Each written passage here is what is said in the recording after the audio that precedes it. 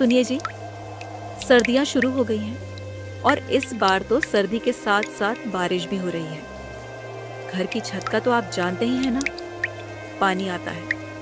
हाँ भाग्यवान, इस बार ठंडी कुछ ज़्यादा ही पड़ने वाली है, क्योंकि गांव के चौपाल पर लोग बोल रहे थे कि इस बार सर्दी के साथ साथ भयंकर बारिश भी होने वाली है। अजी, ऐसा हुआ तो हमारा क्या होगा? छत के साथ साथ घर की खिड़कियां भी टूटी हुई है, ठंडी हवा सीधी अंदर आती है। आप कुछ कीजिए ना। हाँ सरला, मैं कुछ करता हूँ। मालिक के पास जाकर देखता हूँ, वे अगर कुछ मदद करेंगे तो मैं घर की छत और खिड़कियाँ ठीक करवा दूंगा। ठीक है?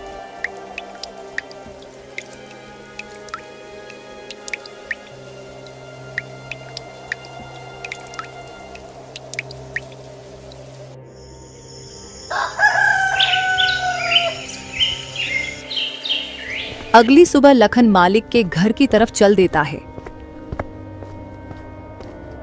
लखन का मालिक, जो स्वभाव से बहुत ही कठोर और निर्दयी था, अलाव के पास खड़ा अपने नौकरों पर चिल्ला रहा था।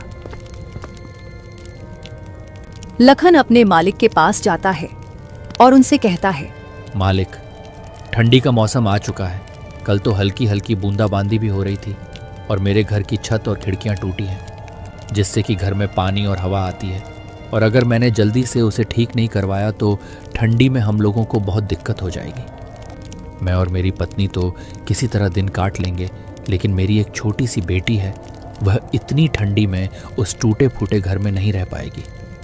लखन की बातें सुनकर मालिक कहता है, अरे लखन, तो उसमें मैं क्या कर सकता हूँ? मालिक, आप मुझे थोड़े बहुत पैसे उधार दे देते तो मैं अपने झोपड़े की मरम्मत करवा लेता और मैं दिन रात मजदूरी करके आपका उधार चुका दूंगा। अरे तने अभी तो इतना काम भी ना करया जो मैं तने उधार दे सकूं। अभी मेरे पास पैसे कोन्या। सर्दी की वजह स्यूं सारा धंधा चौपट हो रहा है। और सुन मेरी बात, काल से काम पर मत आइए। मने तेरे बर्गे मजदूर की जरूरत कोन्या। अरे मालिक, मैं तो मदद की उम्मीद से आपके पास आया था, लेकिन आप तो उल्टा मुझसे मेरा ही रोजगार छीन रहे हो। ऐसा मत करो मालिक, मत करो। मैं कहाँ जाऊंगा? लखन के इतनी मिन्नतें करने के बाद भी उसका मालिक मणिराम उसकी एक नहीं सुनता है और बेचारा लखन वहां से दुखी मन से वापस चला आता है। लखन दिन भर जगह जगह काम ढूंढता है, लेकिन उसे कहीं भी काम नहीं मिला। सुबह से रात हो गई। सरला को बोलकर आया था कि छत का इंतजाम कर दूंगा, पर यहाँ तो नौकरी भी चली गई। घर ठीक होना तो छोड़ो, खाने तक का इंतजाम नहीं कर पाया। लखन चाय की एक दुकान के आगे बैठा यह सब सोच ही रहा था कि तभी आसमान में काले बादल छा जाते हैं और जोर जोर से बिजली कड़कने लगती है। हे भगवान, लगता है बारिश होने वाली है। मुझे तुरंत घर पहुंचना होगा, वरना सरला अकेले कैसे संभालेगी। लखन जल्दी जल्दी अपने घर की तरफ दौड़ता है। वह कुछ दूर चला ही था कि तभी जोर जोर से बारिश शुरू हो जाती है।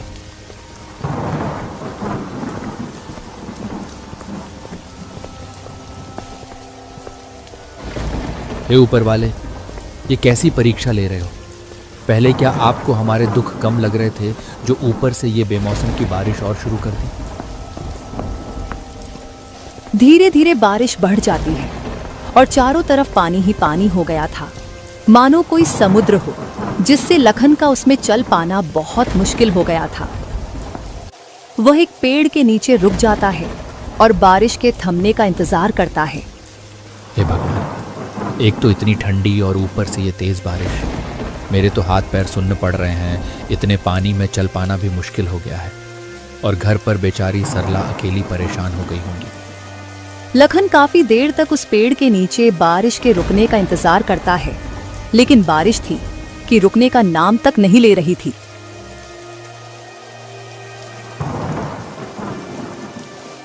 चल लखन, इस बारिश का कोई भरोसा नहीं, ये रुके या ना भी रुके। इतना कहकर लखन उस तेज बारिश में घर के लिए चल पड़ता है। जहां तक लखन की नजर जा रही थी, सब और पानी ही पानी था। छोटी छोटी झोपड़ियां तो पानी में ढहकर बह गई थी। यह देखकर लखन को अपने घर की चिंता होने लगती है बेचारा लखन जैसे तैसे करके अपने घर तो पहुंच जाता है, लेकिन जो वह देखता है उसके होश उड़ जाते हैं, क्योंकि घर में पानी भरा हुआ था और आधी आधी दीवार तक पानी पहुंच गया था। सरला तुम ठीक हो ना? मुन्नी ठीक है ना? हाँ, हम दोनों ठीक है। और देखो, मैंने मुन्नी को ऊंचे पलंग पर बिठा दिया है, लेकिन हमें घर का सारा पानी बाहर निकालना होगा। हाँ चलो भाग्यवान, निकालते हैं। वे दोनों बाल्टी भर भर कर घर से पानी निकालने लगते हैं, लेकिन वे जितना पानी निकाल रहे थे उतनी ही देर में उससे भी दुगुना पानी घर में भर रहा था।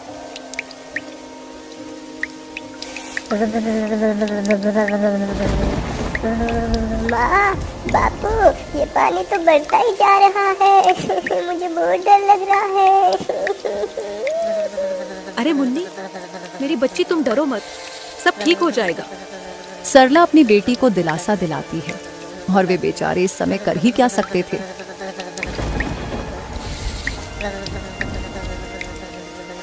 रात के आखिरी पहर बारिश रुकती है। वे जैसे तैसे करके उस रात को बिताते हैं।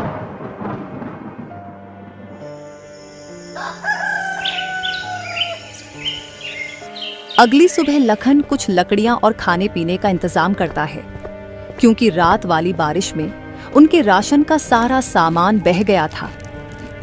उन लकड़ियों से लखन अलाव जलाता है तो उन्हें ठंड से थोड़ी बहुत राहत मिलती है।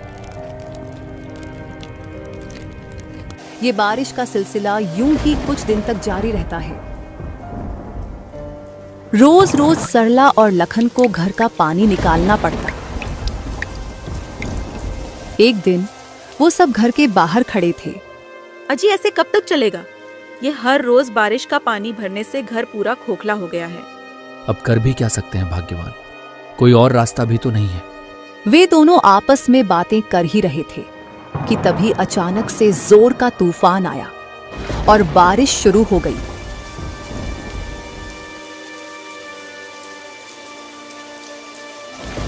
देखते ही देखते लखन का सारा घर बारिश में पूरी तरह ढह गया। हे भगवान, ये क्या हो गया? हमारी आखिरी उम्मीद भी खत्म हो गई, हमारा घर ही टूट गया। अजी, शुक्र मनाओ कि घर ही टूटा है। मुन्नी और हम दोनों बाहर ही हैं। अगर हम लोग अंदर होते तो सोचो क्या होता। हाँ भाग्यवान, तुम ठीक कह रही हो। भगवान का लाख लाख शुक्र है, कुछ अनहोनी नहीं हुई। पर अब ऐसे में हम मुन्नी को लेकर कहाँ जाएंगे? इतनी ठंड और बारिश में भीगकर हम सब बीमार हो जाएंगे। अजी, अभी तो आज रात कहीं सर छुपाने की जगह मिल जाए, वही काफी है। कल का कल देखेंगे। हाँ, वो हमारे पड़ोसी है ना मंगतू भैया, आपके जिगरी दोस्त, उन्हीं के यहाँ चलते हैं। हाँ, तुम सही कह रही हो भाग्यवान। मंगतू हमारी मदद जरूर करेगा, दोस्ती किस काम आएगी आखिर।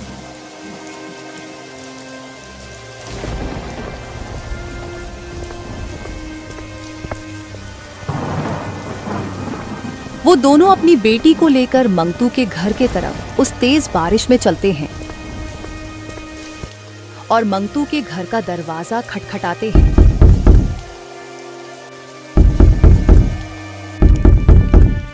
अरे भाई, इतनी तेज बारिश में इतनी रात को कौन दरवाजा बजा रहा है? अजी, बैठे बैठे बातें बना रहे हो, जाकर देखोगे तब पता चलेगा ना। भाग्यवान, तुम ज्यादा मत बोलो, चुपचाप पकौड़े बनाओ।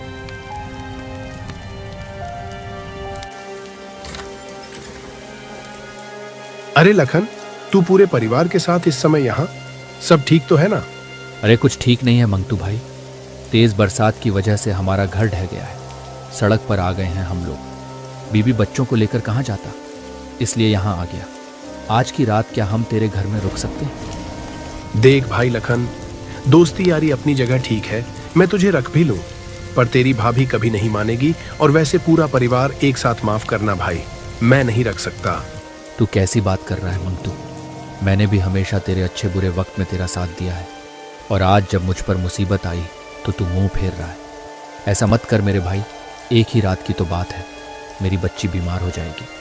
सब समझता हूँ लखन, पर मैं नहीं रख सकता। अभी तुम कोई और जगह तलाश कर लो। लखन कुछ और बोल पाता, उससे पहले ही मंगतू ने उसके मुंह पे दरवाजा बंद कर दिया। ये लो जी, पकोड़े खाओ। कौन था दरवाजे पर? अरे भाग्यवान, वो लखन और उसका पूरा परिवार था। उसका घर टूट गया है, इसलिए यहाँ रुकने को आया था। मैंने बाहर का रास्ता दिखा दिया। अजी, लखन तो आपका अच्छा दोस्त है ना। उन्होंने हमारी कितनी बार मदद करी है। आपने ये ठीक नहीं किया जी। अरे, मैंने कोई धर्मशाला खोल रखी है क्या जो हर किसी को रख लूं? और कैसा दोस्त? अब उसके पास ना घर रहा ना कुछ और, तो वो मेरे किस काम का? मैं दोस्ती तभी तक रखता हूं जब तक सामने वाले से फायदा हो।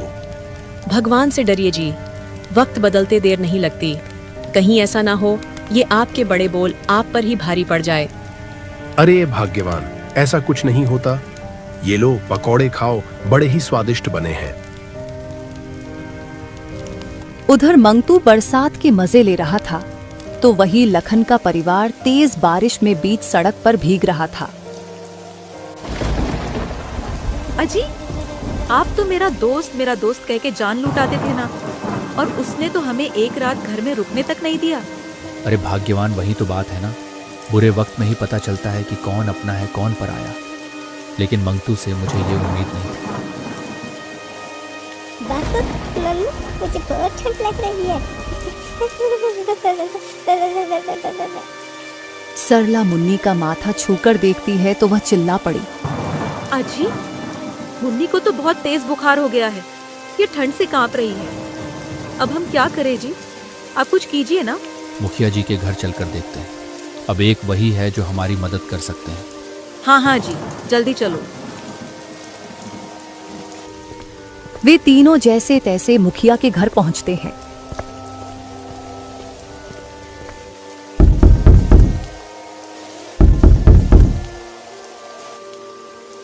हाँ भाई, लखनऊआ बोल का हुआ? कैसे नाना हुआ? इतनी रात में काहे कुंडी बजावत है? मुखिया जी, वो बारिश से मेरा पूरा घर टूट गया। मैं बेघर हो गया हूँ, मेरी मदद करो। आज रात अपने घर में ठहरने दो। क्यों भाई, मैंने तुम लोगों का ठेका ले रखा है क्या? पता नहीं तुम लोग कहां से चले आते हो मुंह उठाकर। मुखिया जी, आप गांव के करता धरता है। अगर बुरे समय में आप ही हमारी मदद नहीं करेंगे तो और कौन करेगा भला? अरे मुखिया हूं तो क्या हुआ? मेरी हवेली कोई धर्मशाला थोड़ी है।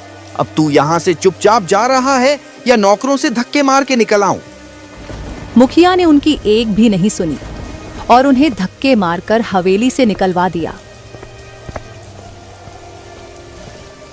रात भर वो कभी किसी रिश्तेदार का तो कभी दोस्त के घर का दरवाजा खटखटाते रहे, पर किसी ने भी उनकी मदद नहीं की।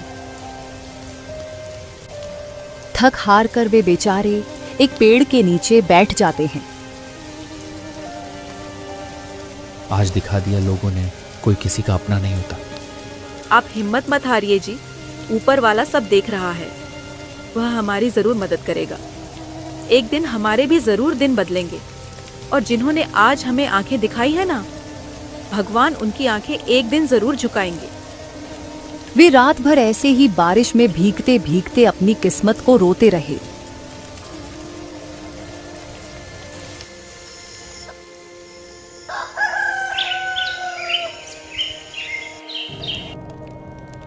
भाग्यवान, तुम यहीं पेड़ के नीचे मुन्नी के साथ रहना। मैं कुछ खाने पीने का इंतजाम करके आता हूँ। अच्छा जी, ठीक है, पर जल्दी आना।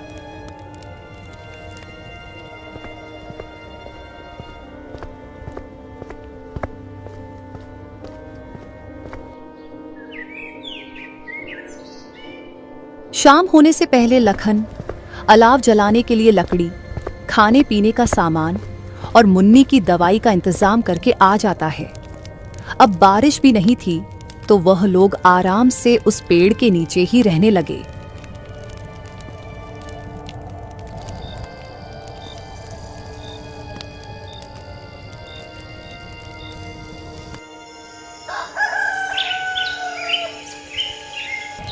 एक सुबह लखन का दोस्त मंगतू वहां से गुजरता है।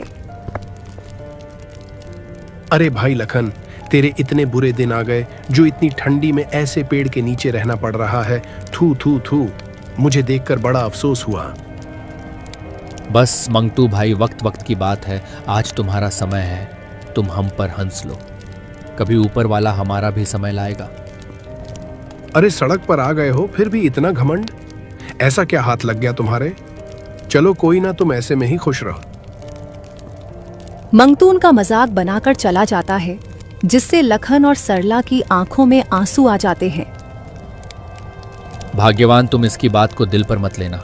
चलो ठीक है, तुम खुद का और मुन्नी का ख्याल रखना। मैं कोई काम देख कर आता हूँ। लखन काम की तलाश में वहां से चल पड़ता है और वह गांव में बहुत जगह काम के बारे में पता करता है, लेकिन उसे कोई काम नहीं मिला। सरला और मुन्नी मेरा इंतजार कर रहे होंगे, मुझे जल्द ही वापस लौटना चाहिए।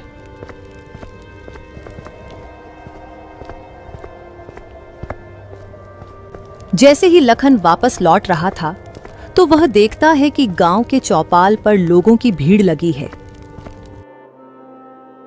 अरे भाई, क्या बात है? आज यहाँ ये इतने लोग इकट्ठे क्यों हो रहे हैं?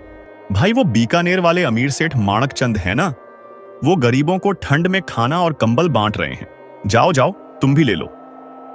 ये सुनकर तो लखन के शरीर में जैसे नई जान आ जाती है। वह झट से लाइन में खड़ा हो जाता है और सेठ माणक चंद से भोजन का पैकेट और कंबल लेकर वह फूला नहीं समाया। भगवान आपका भला करे सेठ जी, आपने गरीब की मदद करी। उस दिन लखन की खुशी का ठिकाना नहीं था। वह कंबल ओढ़ता है तो उसे ठंड से राहत मिल जाती है। वह भगवान का धन्यवाद करते हुए तेज कदमों से अपने परिवार की तरफ चल पड़ता है।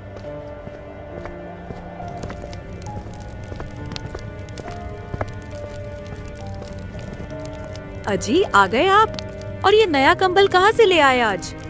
अरे भाग्यवान, वो बीकानेर वाले अमीर सेठ माणक चंद है ना, वे गांव में जरूरतमंदों को कंबल और खाने का सामान बांट रहे थे, तो मैंने भी वहां से ले लिया। हाँ बापू, सही किया आपने। अब आपको भी ठंड नहीं लगेगी। हाँ जी, मुन्नी बिल्कुल सही कह रही है। आपको इस ठंडी में इस कंबल से कुछ तो राहत मिलेगी। लखन और सरला आपस में यह सब बातें कर ही रहे थे कि तभी उनके पास एक बूढ़ा आदमी आता है। अरे बेटा, मैं 2 दिन से भूखा हूँ, मैंने कुछ नहीं खाया है, कुछ खाने को मिलेगा? हाँ हाँ, क्यों नहीं बाबा, आओ बैठो। लखन को जो सेठ से थोड़ा बहुत खाना मिला था, वह अपनी और अपने परिवार की परवाह किए बिना उस बूढ़े आदमी को दे देता है।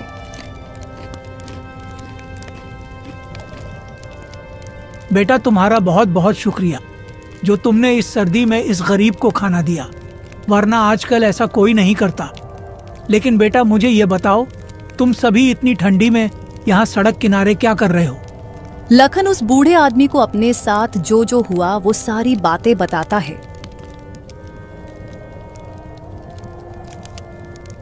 अरे बेटा, तुम्हारे साथ तो बहुत बुरा हुआ, माफ करना।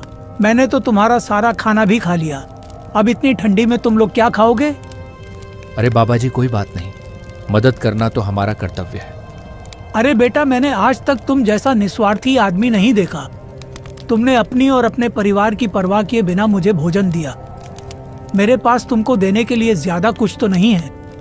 इतना कहकर वह बूढ़ा आदमी अपनी झोली में से एक पोटली निकालकर लखन को देते हुए कहता है, बेटा, तुम दिल के बहुत अच्छे हो। ये लो, मेरी तरफ से एक छोटी सी भेंट, और इस गरीब का तुम्हें आशीर्वाद है। तुम जिस चीज को भी छू लोगे वह लोहे से भी मजबूत हो जाएगी। इतना कहकर वह बूढ़ा आदमी वहां से चला जाता है।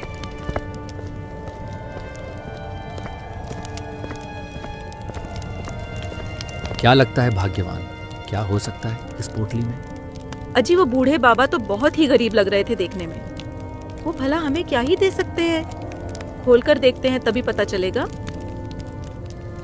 फिर लखन और सरला उस घड़े को खोलकर देखते हैं तो उसमें बहुत सारे सोने के सिक्के थे। लखन और सरला की खुशी का तो कोई ठिकाना नहीं था। अरे बाप रे, इतने सारे सोने के सिक्के! हाँ सरला, मुझे तो लगता है वह बूढ़े बाबा कोई साधारण इंसान नहीं थे। हाँ जी, सही कहा आपने। लगता है भगवान ने हमारी सुन ली। अब उनके दुख के दिन समाप्त होने वाले थे।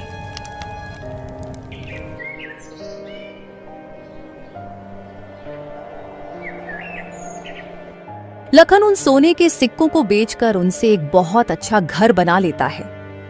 अब उसके पास ठंड और बारिश से बचने के लिए एक अच्छा घर था और वह खुद का एक छोटा सा कारोबार शुरू करता है, जिससे गांव के कुछ गरीबों को रोजगार भी मिल जाता है।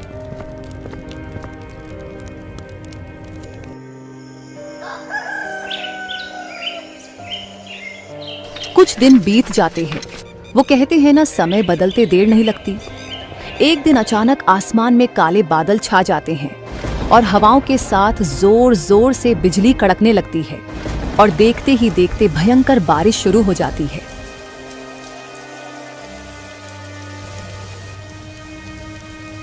भगवान का लाख लाख शुक्र है जो अब हमारे पास इस बारिश से बचने के लिए छत है। वे तीनों आज बहुत खुश थे। वहीं दूसरी ओर गांव में हाहाकार मच गया था। चारों ओर बस पानी ही पानी नजर आ रहा था। सबके घर बारिश से टूटकर पानी में बह गए थे। सेठ मणिराम, जिसका घर गांव में सबसे मजबूत था, वह भी इस बारिश में धराशायी हो गया था। मेरी तो इतनी मजबूत हवेली थी, वो भी ढह गई। हे भगवान, यह कैसा कहर है। तभी वहां एक दौड़ता हुआ आदमी आया और बोला, अरे सब लोग लखन के घर चलो रे, अब केवल उसका ही घर बचा है। जल्दी चलो, नहीं तो हम सब लोग यहाँ डूबकर मर जाएंगे। चलो चलो। सब लोग इकट्ठा होकर लखन के घर पहुंचते हैं। वे सब लोग देखकर हैरान हो जाते हैं, क्योंकि गांव के सबसे मजबूत से मजबूत घर भी टूट चुके थे, लेकिन लखन का घर अभी भी इस भयंकर बारिश और बाढ़ में सीना ताने ज्यों का त्यों खड़ा था। लखन उन सभी को अपने घर में शरण देता है। वे सब आज बहुत शर्मिंदा थे, क्योंकि उनमें से किसी ने भी लखन के बुरे वक्त में उसका साथ नहीं दिया था। मुझे माफ कर दो लखन भाई, मैंने बुरे वक्त में तुम्हारी मदद नहीं करी। माफ कर दो मुझे। माफ कर दो। सब लोग लखन से माफी मांगते हैं। उन्होंने लखन के साथ बहुत गलत किया था, फिर भी वह सबको माफ कर देता है, क्योंकि वह बहुत नेक दिल इंसान था। कोई बात नहीं, मैंने आप सभी को माफ किया, लेकिन कभी भी किसी गरीब और असहाय के साथ ऐसा गलत नहीं करना चाहिए, क्योंकि ऊपर वाला सब देखता है।